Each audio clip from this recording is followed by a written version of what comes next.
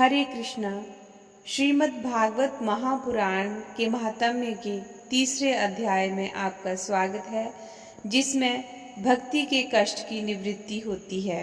श्रीमद् भागवत पुराण कलयुग में मानव के कल्याण का एकमात्र साधन है।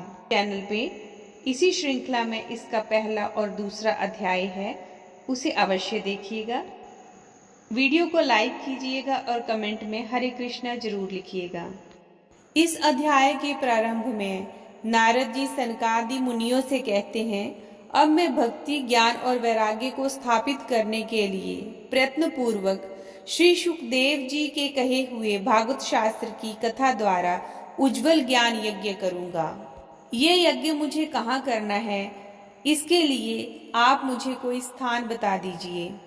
आप तो वेद के पारगामी हैं, इसलिए मुझे इस शुक शास्त्र की महिमा सुनाइए। ये भी बताइए कि श्रीमद् भागवत की कथा कितने दिनों में सुनानी चाहिए और उसके सुनने की विधि क्या है। सुखदेव जी बोले, नारद जी आप बड़े विनीत और विवेकी हैं, सुनिए हम आपको ये सब बातें बताते हैं। हरिद्वार के पास अनंत नाम का एक घाट है। वहाँ अनेकों ऋषि रहते हैं तथा देवता और सिद्ध लोग भी उसका सेवन करते रहते हैं। भांति भांति के वृक्ष और लताओं के कारण वह बड़ा सघन है और वहाँ बड़ी कोमल नवीन बालू बिछी हुई है। वह घाट बड़ा ही सुरम्य और एकांत प्रदेश में है। वहाँ हर समय सुनहले कमलों की सुगंध आया करती है। उसके आसपास रहने वाले सिंह, हाथी आदि परस्पर विरोधी जीवों के चित्तों में बैरभाव नहीं है। वहां आप बिना किसी विशेष प्रयत्न के ही ज्ञान यज्ञ प्रारंभ कर दीजिए। उस स्थान पर कथा में अपूर्व रस का उदय होगा। भक्ति भी अपनी आंखों के सामने निर्बल और जराजीर्ण अवस्था में पड़े हुए ज्ञान और वैराग्य को साथ लेकर वहां आ जाएगी, क्योंकि जहां भी श्रीमद् भागवत कथा होती है वहां ये भक्ति आदि अपने आप पहुंच जाती हैं।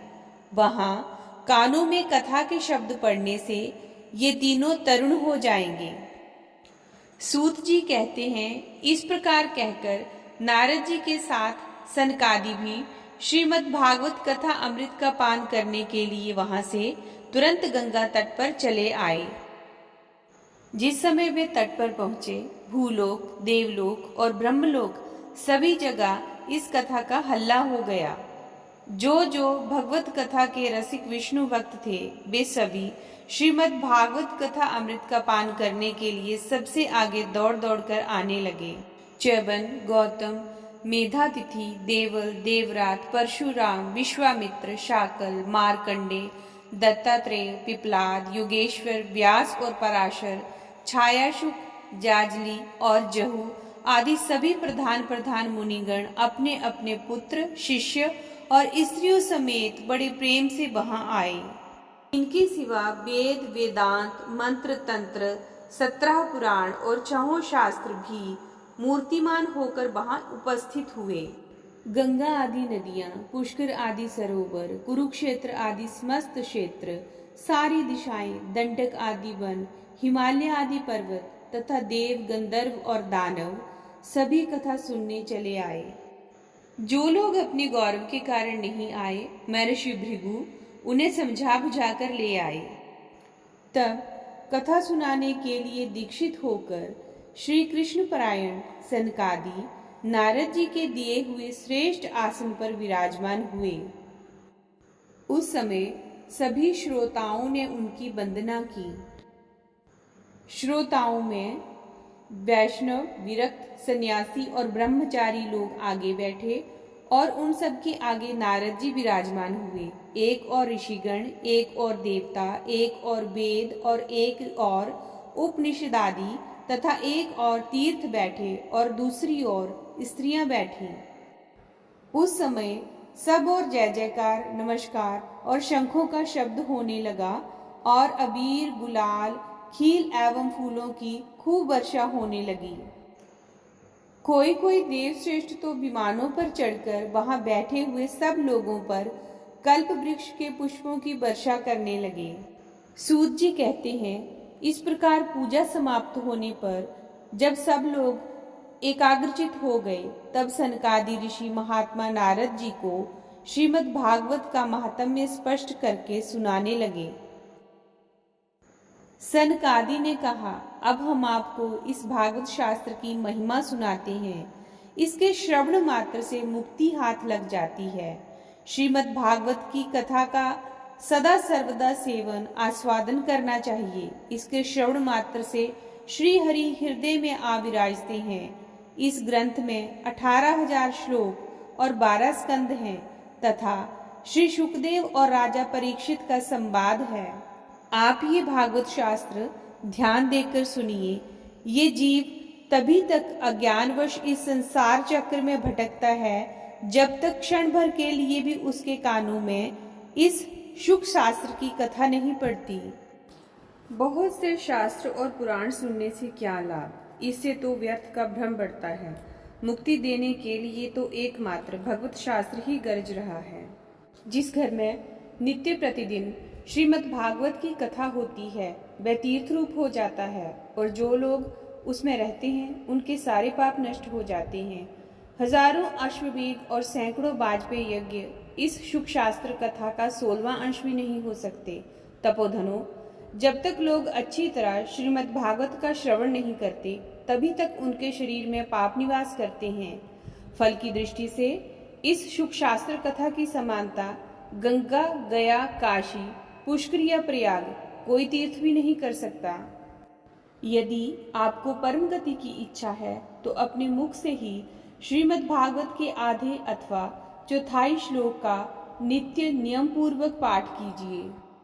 ओंकार, गायत्री, पुरुष सूक्त, तीनों वेद, श्रीमद् भागवत, ओम नमो भगवते वासुदेवाय, ये 12 मंत्र, 12 मूर्तियों वाले सूर्य भगवान, प्रयाग, संवत्सर रूप, काल, ब्राह्मण, अग्निहोत्र, गो, 12वीं तिथि, तुलसी, बसंत ऋतु और भगवान पुरुषोत्तम, इन सब में बुद्धिमान लोग वस्तुतः कोई अंतर नहीं मानते। जो पुरुष अहर्निश अर्थ सहित श्रीमद् भागवत शास्त्र का पाठ करते हैं उनके करोड़ों जन्मों का पाप नष्ट हो जाता है, इसमें तनिक भी संदेह नहीं है। जो पुरुष नित्य प्रति भागवत का आधा या चौथाई श्लोक भी पढ़ता है उसे राजसूय और अश्वमेध यज्ञों का फल मिलता है। नित्य भागवत का पाठ करना, भगवान का चिंतन करना, तुलसी को सींचना और गौ की सेवा करना, ये चारों समान हैं।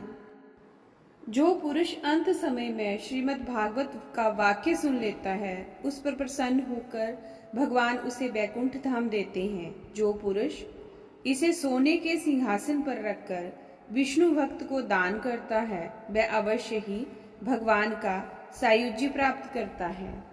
जिस दुष्ट ने अपनी सारी आयु में चित्त को एकाग्र करके श्रीमद् भागवत अमृत का थोड़ा सा भी रसास्वादन नहीं किया उसने तो अपना सारा जन्म चंडाल और गधे के समान व्यर्थ ही गवा दिया। वह तो अपनी माता को प्रसव पीड़ा पहुंचाने के लिए ही उत्पन्न हुआ। जिसने इस शुक शास्त्र के थोड़े से भी वचन नहीं सुने वह पापात्मा तो जीता हुआ ही मुर्दे के समान है। पृथ्वी के भार स्वरूप उस पशु तुल्य मनुष्य को धिक्कार है। यूं स्वर्गलोक में देवताओं में प्रधान इंद्रादि कहा करते हैं।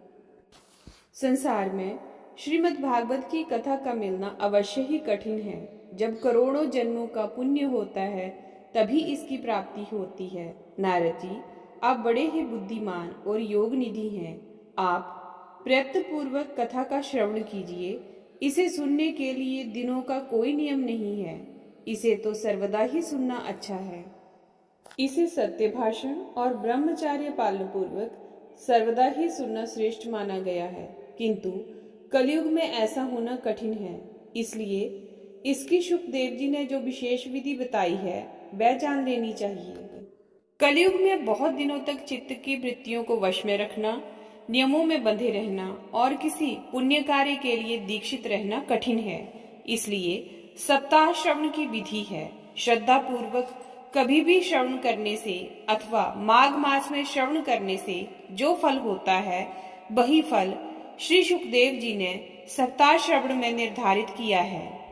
मन के असंयम, रोगों की बहुलता और आयु की अल्पता के कारण तथा कलयुग में अनेकों दोषों की संभावना से ही सप्ताह श्रवण का विधान किया गया है, जो फल तप, योग और समाधि से भी प्राप्त नहीं हो सकता, वह सर्वांग रूप से सप्ताह श्रवण से सहज में ही मिल जाता है।